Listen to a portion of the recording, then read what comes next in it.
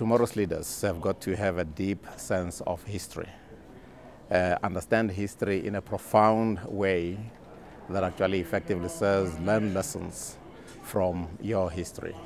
All too often we pontificate about having been colonized, having been subject to apartheid and all of those kinds of things, and we wind up with a victim mentality, which victim mentality is inimical to us thinking very positively about the future.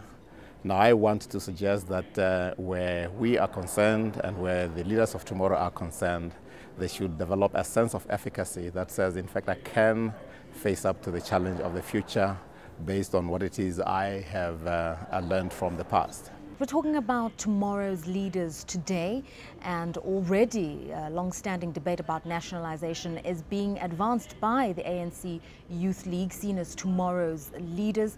What do you make of this debate, and is it an impediment to investors' perceptions of this country? I believe there are all sorts of negatives relating to a concept that I believe has been adequately addressed in the past 10 to 15 years.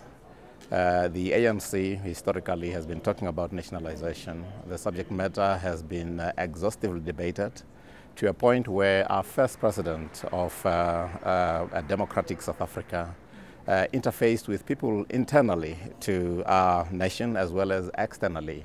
And following exhaustive debates, actually arrived at the decision that what we needed was a mixed economy, where those who are of a capitalist inclination, who are motivated by, if you like, positive greed, if that is not a contradiction in terms, can in fact play and make a major contribution.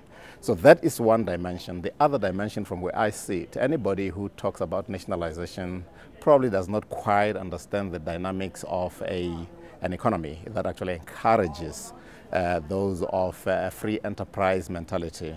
As a government, for argument's sake, the current government actually reaps a great deal from merely having to allow people to operate, and they take no less than 30% in corporate tax and take 14% in VAT and a lot more in other forms of taxes. Why dabble in something that you are actually a major beneficiary of in the first place? I believe that is actually counterproductive.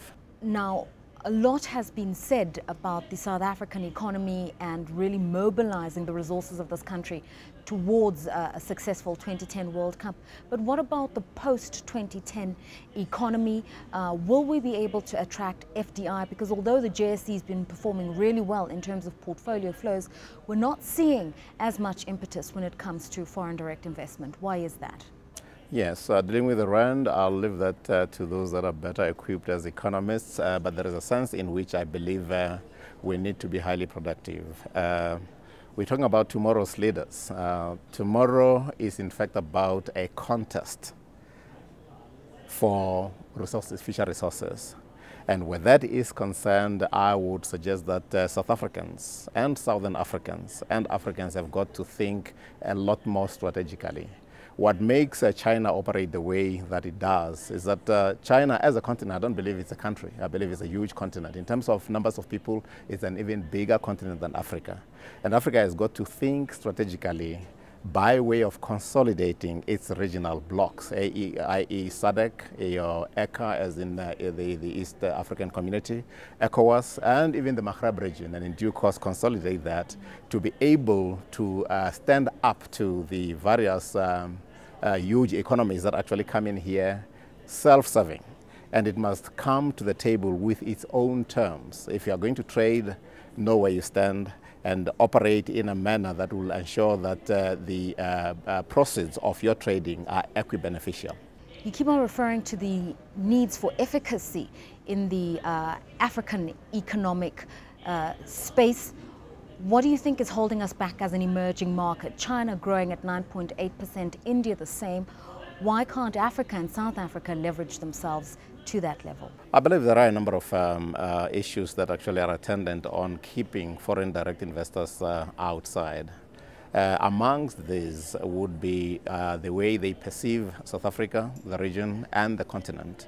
One of the perceptions that die hard would be one that relates to corruption. And I believe we actually need to do something about fighting that image.